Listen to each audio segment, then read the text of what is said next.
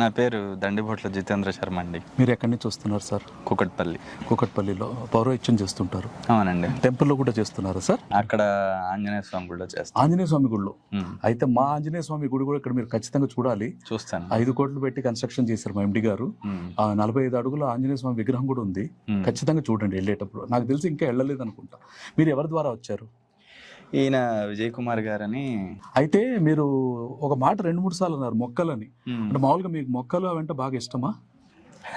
అదేనండి, గ్రీనరీ అంట. నాకనే కాదు, ఇప్పుడు సిటీలో ఆ కాలుష్యంలో బతికే ఎవరికైనా సరే కాస్త ప్రశాంతత, గాలి, వెలుతురు, సౌండ్ ఉండకూడదు. ముందు పొల్యూషన్. పొద్దున్నే లేవగానే చక్కగా సూర్యరశ్మి ఇంట్లోకి పడాలి. ఇటువంటి ఆలోచనలన్నిటితోనూ ఉన్నారు కానీ ప్రస్తుత పరిస్థితులకు వాళ్ళు ఉద్యోగరీత్యా కావచ్చు, ఇంకో కారణాల వల్ల కావచ్చు, ఊరు దాటి బయటికి వచ్చే పరిస్థితి లేదు.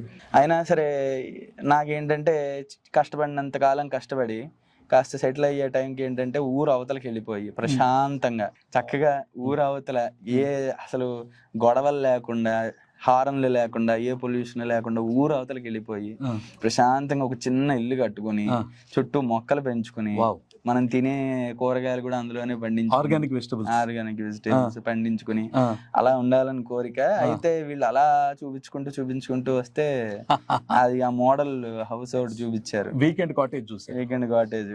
అబ్బా ఎంత బాగుందండి అసలు. అయ్యో, థాంక్యూ సో మచ్ సార్. అసలు అలాంటి ఫీడ్బ్యాక్ లేదు, ఉన్నమాట చెప్తున్నాను. ఇందాకంతా మనం హడావిడిలో మాట్లాడుకున్నాము. అసలు అంతసేపు ఏం విన్నాను, ఏం వినలేదు, ఇవన్నీ అనవసరం అండి. అసలు నేను ఇక్కడ దాకా వచ్చి పాస్బుక్ తీసుకోవడానికి ఆ వీకెండ్ కాటేజే కారణం. Wow, super. అంటే అక్కడ వచ్చాను, చూశాను. అసలు అంత పెద్ద చెట్టు, మీరు పెంచుతున్న మొక్కలు, కారు పార్కింగ్, అంత చిన్న దాంట్లోనే అన్ని ఒబ్బిడిగా ఏర్పాటు చేసి ఇచ్చారు, సమకూర్చారు. దీని క్రెడిట్ మొత్తం జేఎస్ఆర్ సిఎండి జడపల్లి నారాయణ గారికి చెందుతుంది. అందువల్ల మీ మాటగా ఆయనకు నేను ఖచ్చితంగా చెప్తానండి ఈ మాట కూడా. కానీ మీరు ఇక్కడికి వచ్చాక ఇక్కడ సెక్యూర్ అని అనిపించిందా మీకు?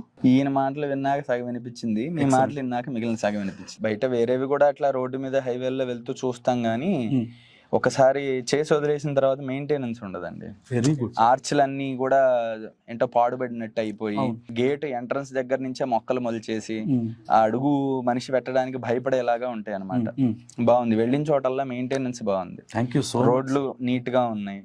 అంటే మీకు ఊహల్లో ఉన్నది ఇవాళ రియాలిటీలో కనపడ్డదని నేను అనుకుంటున్నాను. అనిపించిందండి. అవునా అండి? Thank you so much sir. ఇవన్నీ కాదు కానీ ఇవాళ చూడంగానే అనిపించిందండి, కష్టపడినంత కాలం కష్టపడి ఓ 40-50 ఏళ్ళు వచ్చిన తర్వాత ఒక సేఫ్ అమౌంట్ ఏర్పాటు చేసుకుని ఇట్లా ఊరవతలకు వచ్చేసి నాకైతే ఇక్కడే ఉండాలని ఉంది. మీరైతే మిథునం అన్నారు. నేను అమ్మను. అవును సార్, నేను ఇది అమ్మను.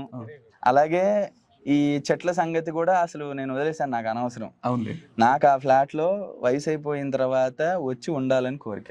కాటేజ్ లో వచ్చి ఉండాలి, లేదా ఇల్లు కట్టుకుని ఉండాలి అంతే. ఆ చోట చిన్న ఇల్లు కట్టుకుని మొక్కలు పెంచుకోవడానికి చోటు వదిలేసి అట్లాంటి ఒక పెద్ద చెట్టు నీడగలిగేలాగా చెట్టు ఒకటి ఉంచుకుని. ఎక్సలెంట్. మీరు చెప్పినవన్నీ ఎగ్జాక్ట్లీ అలాగే ఉన్నాయి. చెప్పినవి మీరు చూసింది కూడా అలాగే ఉంది కాబట్టి థాంక్యూ సో మచ్. చాలా సంతోషం అండి. జేఎస్ఆర్ గ్రూప్ సన్ సిటీ, మీ భవిష్యత్తుకు బంగారు నిధి. మరిన్ని వివరాల కొరకు వెంటనే మా మార్కెటింగ్ సిబ్బందిని సంప్రదించండి.